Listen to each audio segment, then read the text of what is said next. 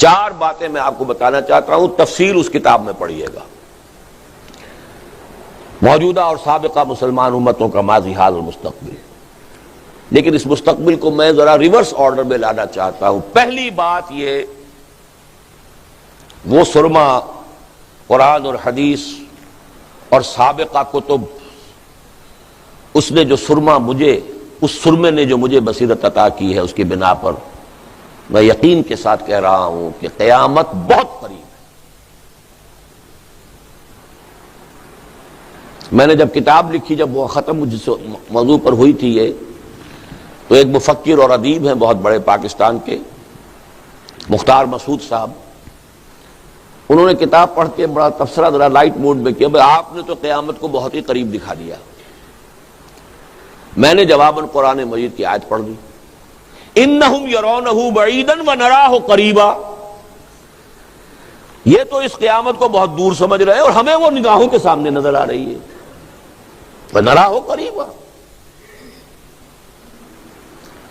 پہلی بات یہ، قرآن مجید میں 2 جگہ پر آیا ہے، یہ بھی 2 جگہ پر آنے والا مضمون ہے کہ یہ کائنات ایک اجل مسمى تک کے لیے پیدا کی گئی، یہ دائمی نہیں ہے۔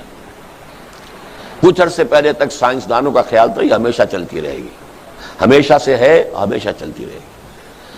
اب سائنس بھی آ گئی ہے کہ نہیں، اس کا ایک بگننگ ہے، the big bang was the starting point, اور اس کا اینڈ بھی ہے۔ کب ہوگا، کتنے لاکھ سال بعد ہوگا، یہ ان کی باتیں علیحدہ ہیں، لیکن وہ جو ہے خاک مدینہ و حول قدس، اس سے جو معلوم ہوتا ہے کہ وہ قیامت بہت قریب ہے۔ اس موضوع پر میری اس کتاب کے علاوہ حال ہی میں مصر کے ایک عالم، الازہر کے محدث، انہوں نے کتاب لکھی ہے، اس امت کی عمر و امت المسلمہ وظہور المہدی، اس پر کتاب آئی ہے، بہت اعلیٰ کتاب ہے۔ اس کا ترجمہ انشاءاللہ بہت جلد ہم قسط وار شائع کرنا شروع کر دیں گے، یا حکمت قرآن میں اور یا مصحف میں۔ آیات میں سنا دوں، ما خلق اللہ السماوات والارض وما بینہما الا بالحق واجل مسمى، ایک وقت معین تک کے لیے ہے یہ تخلیق۔ یہ سورہ روم کی آیت نمبر 8 ہے۔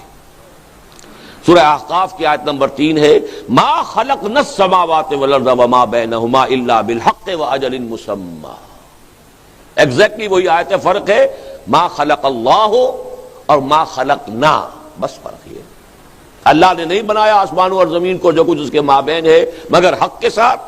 پرپز فل کریشن ہے یہ، پرپز لیس نہیں ہے، ایٹ رینڈم نہیں ہے، کسی کھلاڑی کا بچے کا کھیل نہیں ہے، رام کی لیلا نہیں ہے، بلکہ یہ بالحق اور اجل مسمى، ایک وقت معین تک کے لیے۔ اس کے حوالے سے سمجھیے کہ قیامت بہت قریب ہے، نمبر 1۔ نمبر 2، قیامت سے پہلے کل روئے ارضی پر خلافت کا نظام قائم ہوگا، دین حق کا غلبہ ہوگا۔ میں اسے جس طرح علی وجہ البصیرت، جس یقین کے ساتھ کہہ رہا ہوں، میں اسے ایمان کا درجہ کے کہہ سکتا ہوں کہ اس میں کوئی شک نہیں، اور جو شک کرتا ہے وہ اگر ناواقفیت کی وجہ سے کرتا ہے تو ٹھیک ہے، معذور ہوگا، لیکن آپ میرا کتابچہ پڑھ لیجئے، اور وہ احادیث، وہ تو بہت ہی چھوٹی جو مفت ہم تقسیم کرتے ہیں، نوید خلافت، اس میں وہ ہم نے احادیث ساری جو ہے سامنے رکھ دی ہے، جس کا محمد الرسول اللہ پر ایمان ہے اور انہیں الصادق و مصدوق سمجھتا ہے، اور جس کے نزدیک احادیث کے جمع و ترتیب میں جو بھی محنت کی ہے محدثین نے، اس کی بنا پر یہ حدیثیں موضوع نہیں قرار پا سکتی، اس کو تو شک نہیں رہے گا۔ دنیا کے خاتمے سے قبل کل روئے ارضی پر نظام خلافت علی منہاج النبوت کا قیام ہوگا، اور ظاہر بات ہے کہ اس کا آغاز تو کہیں سے ہوگا، ایک خطے سے ہوگا۔ گمان غالب ہے کہ وہ خطہ جو ہے وہ پاکستان اور افغانستان کا خطہ ہے۔ اس پر میں تقریریں کر چکا ہوں، یہاں بھی کر چکا ہوں، میری تحریریں موجود ہیں۔ اب آئیے نمبر 3، اس سے پہلے میں چونکہ ریورس آرڈر میں جا رہا ہوں، قیامت، اس دنیا کا خاتمہ، اس سے پہلے خلافت علی منہاج النبوت گلوبل، جس کا نقطۂ آغاز میرے نزدیک ارض پاکستان و افغانستان۔ نمبر 3، اس سے پہلے سابقہ امت مسلمہ یعنی یہود کا خاتمہ، استیصال، وجود ختم ہو جائے. اور مسلمانوں کے ہاتھوں نہیں ہوگا یہ انہی کی طرف بھیجے جانے والے رسول کے ہاتھوں ہوگا. حضرت مسیح علیہ السلام رسولا الی بنی اسرائیل، جن کو انہوں نے اپنے بس پڑتے سولی چڑھوا دیا تھا، اللہ نے انہیں اٹھا لیا. وہی بھیجے جائیں گے، ان کی آنکھوں ہی میں وہ تاثیر ہوگی معجزانہ. حضرت مسیح تو مجسم معجزہ تھے،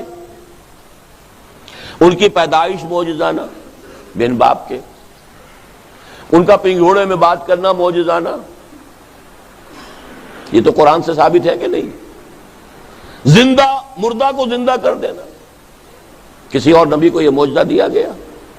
خلق حیات، مٹی سے میں گارے سے پرندہ بناتا ہوں، پھونک مارتا ہوں اور وہ اڑتا ہوا پرندہ بن جاتا ہے، کسی اور کو ملا؟ رفع سماوی، پھر نزول، وہ گویا مجسم معجزہ ہے. اور اسرائیل کی طاقت کو کوئی دنیا کی زمینی طاقت ختم نہیں کر سکتی. یہ پورا عالم عرب جو سر بسجود ہے اس کے سامنے تو یوں ہی تو نہیں ہے نا. اس کے جو پائلز ہیں، انبار ہیں ایٹمک وار ہیڈز کے، کون ختم کرے گا؟ معجزہ ختم کرے گا. جہاں تک حضرت مسیح کی نگاہیں جائیں گی یہودی پگھلتے چلے جائیں گے. شجر و حجر پکار کر کہیں گے مسلمانوں یہ ایک یہودی میرے پیچھے چھپا ہوا ہے، اسے آ کے قتل کرو. مسلمان قتل کریں گے، سوائے ایک درخت ہے غرقد، وہ یہودیوں کو پناہ دے گا.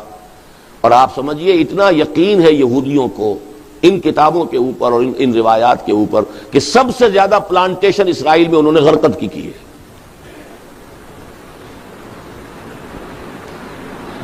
بہرحال میں تفصیل میں نہیں جا سکتا، پھر میں عرض کر رہا ہوں تفصیل کی وہ دلچسپی ہو تو وہ کتاب پڑھیے. لیکن نمبر 4 ہے بہت تلخ. یہ ساری باتیں تو بڑی اچھی لگ رہی ہیں نا ہمیں، خلافت قائم ہو جائے گی، دین کا غلبہ ہو جائے گا، کیا کہنے، یہودی ختم ہو جائیں گے، بہت اچھا. اس سے پہلے اس موجودہ امت مسلمہ کے سب سے اہم حصے پر بہت بڑا عذاب نازل ہوگا. ہولوکاسٹ کے درجے کا قتل عام ہوگا عالم عرب میں یہودیوں اور ان کے سرپرستوں عیسائیوں کے ہاتھوں. الملحمۃ العظمی، میسیکرز. اور یہ سلسلہ شاید اگلے سال سے شروع ہو جائے. 1948 میں اسرائیل قائم ہوا تھا. اب اندازہ ہو رہا ہے، کچھ گواہی بھی ملی ہے کہ انہوں نے 50 برس کا مارجن رکھا تھا مسجد اقصیٰ کے شہید کرنے کا. 1998 میں وہ پورا ہو جائے گا. مسجد اقصیٰ شہید ہوگی، مسلمان احتجاج کرنے کے لیے اٹھے گا جیسا ہندوستان کا مسلمان. ایودھیا کی مسجد کی کوئی حیثیت ہی نہیں تھی. بابر کی بنائی ہو، کسی اور کی بنائی ہو، اس کی کیا حیثیت ہے؟ اور مسجد اقصیٰ وہ جب منہدم ہوگی تو کس طریقے سے چیخ کر اٹھے گا پوری دنیا کا مسلمان، خاص طور پر اس علاقے کا مسلمان، عرب مسلمان. فنڈامنٹلسٹ ہے ان میں، نوجوانوں میں بڑی زبردست طاقت موجود ہے. حکومت ایجنٹ ہے ان کی فہرست میں تازہ اضافہ ہو گیا یاسر عرفات کا. ورنہ جو کچھ الجزائر میں کر رہی ہے حکومت اور جو کچھ یہ مصر میں کر رہا ہے صدر جو ہے وہاں کا، وہ عقیل میں بہت زبردست عذاب. اور نمبر 2 عذاب اس امت مسلمہ پاکستان پر آنے کا اندیشہ ہے. وہ یقینی ہے، یہ اندیشہ ہے. اس لیے کہ پہلے مجرم وہ ہیں، اس لیے کہ ان کو سب سے بڑا مقام اللہ نے عطا کیا، عربی میں قرآن نازل کیا، اور ان میں سے تھے عرب محمد صلی اللہ علیہ وسلم. یہ رتبہ بلند ملا جس کو مل گیا. لیکن انہوں نے بھی اگر اپنا قبلہ یا واشنگٹن کو بنایا یا ماسکو کو بنایا تو ان سے بڑا مجرم تو کوئی نہیں. ان پر تو بہت بڑی سزا آئے گی، یقین کے درجے میں آئے گی. دوسری سب سے بڑی جس کے اوپر اللہ تعالیٰ کا فضل ہوا ہے قوم، وہ پاکستان کے مسلمان ہیں. پاکستان کا قیام معجزانہ. میری کتاب استحکام پاکستان میں وہ 3 ابواب میں نے ثابت کر دیا ہے. ابھی حال ہی میں نوائے وقت نے اسے شائع کیا ہے دوبارہ ان ابواب کو. قیام پاکستان معجزانہ، اس کے لیے سارے تدابیر اللہ نے جو اختیار کی معجزانہ۔ ہندو اور انگریز کی ملی بھگت کے باوجود پاکستان کا قیام، ماؤنٹ بیٹن گاندھی کا چیلا، نہرو فیملی سے اس کے جو تعلقات تھے، ان سب کو پیش نظر رکھی اور پھر پاکستان قائم ہو گیا۔ لیکن ہم نے کیا کیا؟ پاکستان کا مطلب کیا؟ لا الہ الا اللہ، وہ کہاں ہے؟ 50 برس تو ہو گئے لیکن وہ اسلام کہاں ہے؟ بہرحال دوسری سب سے بڑی مجرم قوم، 130 کروڑ مسلمان دنیا میں اس وقت ہے اندازاً، 20 کروڑ عرب ٹاپ کے مجرم، 10 کروڑ مسلمانان پاکستان نمبر 2 مجرم، باقی جو 100 کروڑ ہیں ان کا معاملہ نیچے کا ہے۔ یہ عذاب آنے والا ہے۔ یہ تو میں نے ابھی بات کی ہے جو اس سربے کے ذریعے سے مجھے نظر آئی ہے، اس کائناتی حکومت کی جو تدبیر ہے اس کے تحت کیا ہونے والا ہے۔ شاید آئندہ 100 سال کے اندر اندر یہ سارا معاملہ پورا ہو جائے، واللہ عالم۔ اب ذرا نیچے آئیے، عالم ارضی، یہودیوں کی مالیاتی حکومت کرۂ ارضی کے 3/4 پر قائم ہو چکی ہے۔ وہ کولونیلزم اور تھی جس کا سیلاب 300-400 برس پہلے چلا تھا، وہ تھا براہ راست جا کر قبضہ کرنا، حکومتیں بنانا۔ اس صدی کے وسط میں اس کولونیلزم کی بساط لپٹ گئی، ایک نیا شروع ہو گیا۔ جب وہ بساط لپٹ رہی تھی اسی وقت ورلڈ بینک قائم کر دیا گیا تھا۔ دم لیا تھا نہ قیامت نے ہنوز، پھر تیرا وقت سفر یاد آیا۔ وقت لگا ہے اسے، تقریباً نصف صدی لگی ہے، لیکن اس وقت کرۂ ارض کا 3/4 اس یہودی، عالمی یہودی مالیاتی استعمار کے شکنجے میں پوری طرح جکڑا جا چکا۔ دونوں امریکہ شمالی اور جنوبی، پورا یورپ، پورا افریقہ، سوائے ایک سوڈان کا ملک ہے جو ابھی کچھ تھوڑا بہت، لیکن اس کا بھی میں سمجھتا ہوں حالات جو خبریں آ رہی ہیں بڑی وہ مایوس کن سی جا رہی ہیں۔ کہاں تک مقابلہ کرے؟ ایک ملک ہے جس کے وسائل بہت کم ہیں، عالم اسلام میں سے کوئی مدد کرنے کو تیار نہیں، سوائے کچھ مدد کی ہے تو ایران نے کی ہے۔ ایران کو اپنی جان کے لالے پڑے ہوئے ہیں، انسرکلمنٹ آف ایران۔ اب ٹارگٹ نمبر 1 تو ایران ہے۔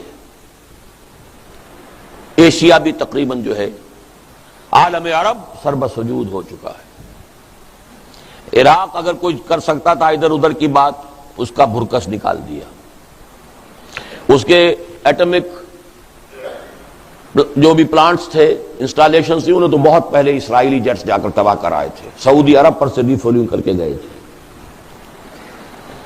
اور اس کے بعد جو بھی کچھ کیا ہے، عرب ممالک جو ہیں امریکہ کو چونکہ اڈے دینے کو تیار نہیں تھے، نہ سعودی عرب تیار تھا نہ امارات، لہذا انہوں نے اسکیم بنائی، گلاس پائی کے ذریعے سے دام پھیلایا اور صدام کو اس کے اندر جکڑا اور حماقت اور بیوقوفی کرائی، اور اس کے نتیجے میں اس کا اگلا پچھلا کھایا پیا سب اگلوا لیا۔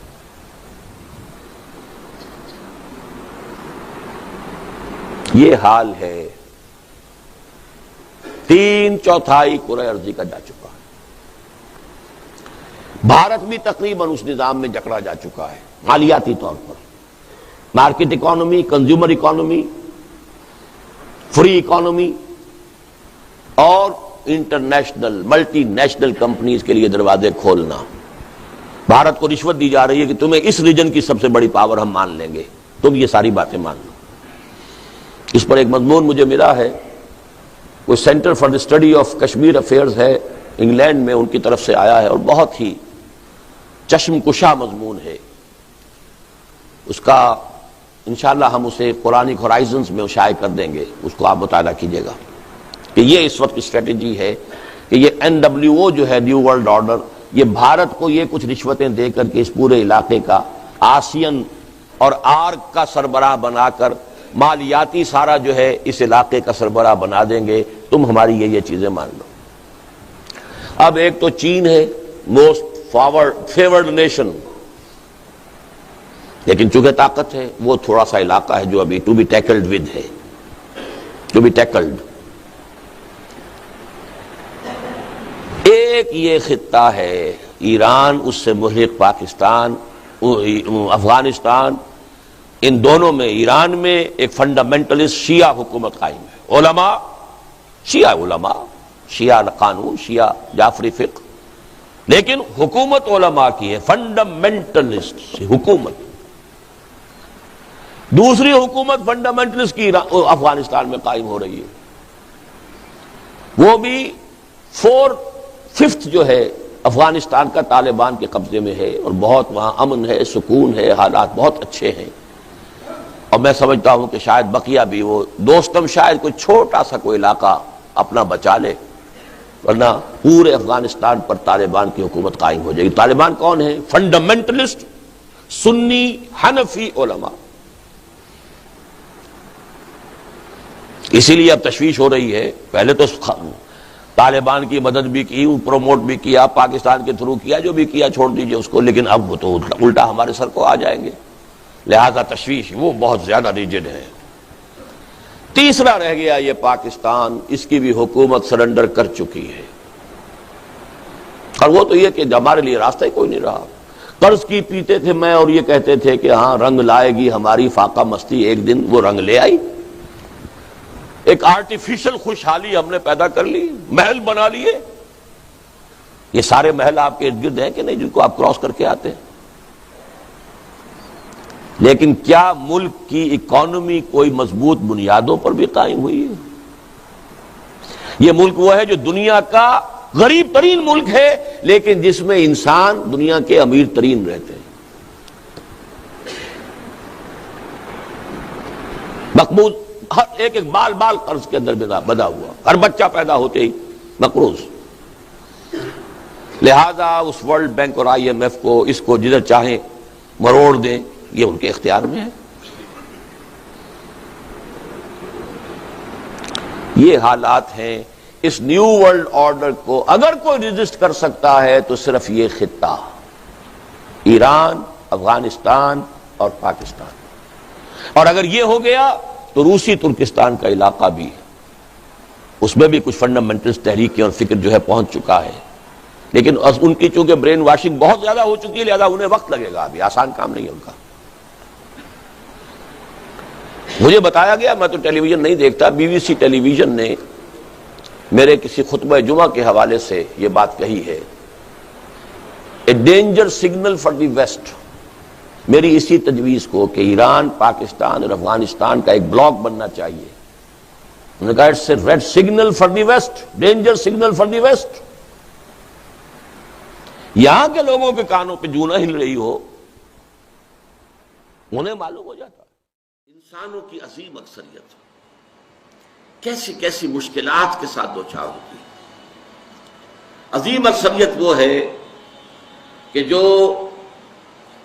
کمر توڑ دینے والی مشقت کرنے کے باوجود 2 وقت پیٹ بھر کر کھانا نہیں کھا سکتی، جن کے بچوں کو علاج کی سہولت میسر نہیں، مشقت، محنت، تکلیف، نہ صرف محنت و مشقت، محنت و مشقت کے اعتبار سے تو ہم یہ کہہ سکتے ہیں کہ انسان بھی لدو اونٹ کے مانند ہے یا کولو کے بیل کے مانند ہے، لیکن حیوان اور انسان میں اس اعتبار سے بڑا فرق ہے۔ انسان میں احساسات، رنج، غم، صدمہ، کسی جانور کا بچہ جب جوان ہو گیا، اب اس کے بعد وہ جانے اس کی زندگی علیحدہ ہے، والدین کی علیحدہ ہے، والدین بھی پتہ نہیں کہ ان کا جوڑا ہے کہ نہیں مستقل۔ لیکن یہاں کیا ہوتا ہے؟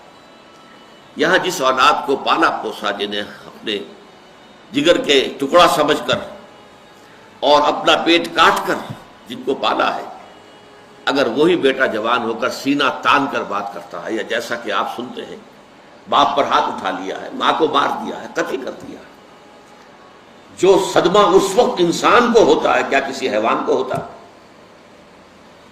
یہ صدمات، یہ رنج و غم، قرآن مجید میں ایک پوری سورہ مبارکہ ہے اسی پر، جس کا مرکزی مضمون یہی ہے، لا اقسم بہذا البلد وانت حل بہذا البلد ووالد وما ولد لقد خلقنا الانسان فی کبد. میں جو ابتدائی قسمیں ہیں ان کو اس وقت تشریح نہیں کروں گا، اس لیے کہ وہ ہمارا اس وقت کا موضوع نہیں ہے. جس پر قسمیں کھائیں اللہ نے تین، لا اقسم بہذا البلد وانت حل بہذا البلد ووالد وما ولد، تین قسمیں کھا کر بات کیا کہی؟ ہم نے انسان کو محنت اور مشقت ہی میں پیدا کیا ہے. محنت اور مشقت ہر انسان کا مقدر ہے. عام طور پر سمجھا یہ جاتا ہے کہ غریب لوگوں کے لیے یہ معاملہ ہے، نہیں. اصل میں محنت اور مشقت کی شکلیں مختلف ہیں. کوئی شخص دفتر میں بیٹھا ہوا مشقت کر رہا ہے، کسی کی ذہنی مشقت زیادہ ہے، کسی کی جسمانی مشقت زیادہ ہے. یہ جسمانی مشقت والا جو ہے تھک ہار کر رات کو سوتا ہے تو صبح کی خبر لائے گا، وہ پوری طرح ٹانگیں پھیلا کر سوتا ہے. اور یہ جو ذہنی مشقت کرنے والے ہیں، لمبی لمبی کاروں میں چلنے والے اور بڑے بڑے محلوں میں رہنے والے، ایئر کنڈیشنڈ آفیسز اور بنگلوں میں رہنے والے، ان کی راتوں کی نیند حرام ہو جاتی ہے. ان کو جو مسائل درپیش ہوتے ہیں، انہیں جو صدمے ہوتے ہیں، انہیں جو فرسٹریشنز ہوتی ہیں، یہ نقصان ہو گیا ہے، یہ معاملہ ہو گیا ہے، فلاں نے یہ کر دیا ہے، فلاں پرابلم پیدا ہو گیا ہے، یہ ساری چیزیں جو ہے یہ اس غریب مزدور کے لیے نہیں ہوتی. آپ کو معلوم ہے ہپنوٹکس کی ضرورت جو ہے انہی عمرا کو ہوتی ہے، سیڈیٹیوز کی ضرورت انہی کو ہوتی ہے، ٹرینکولائزرز انہی کو چاہیے.